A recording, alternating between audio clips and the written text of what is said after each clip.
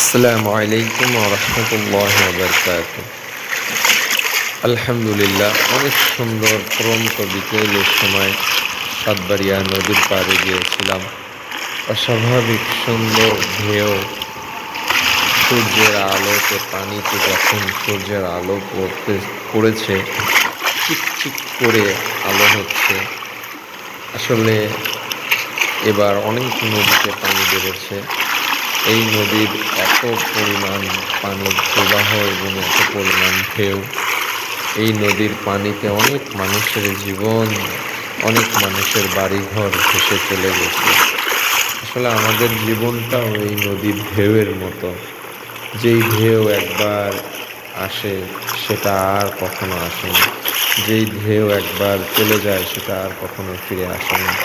ঠিক অনুরূপভাবে আমাদের জীবন চলার সময় অনেক জিনিস, এ কারণে আমাদের লক্ষ্য করা উচিত আমাদের জীবন চলার ক্ষেত্রেও প্রত্যেকটা ঘাত প্রতিঘাতে এই নদীর মতো বয়ে চলতে হবে।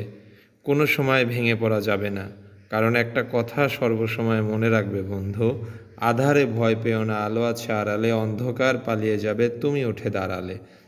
এ কারণে আমরা সবাই সর্বসময় ন্যায় নীতি সততার পথে চলব এবং আমাদের মন থাকবে আকাশের মতো উদার এবং আমাদের বন্ধুত্ব থাকবে পানির মতো শক্ত।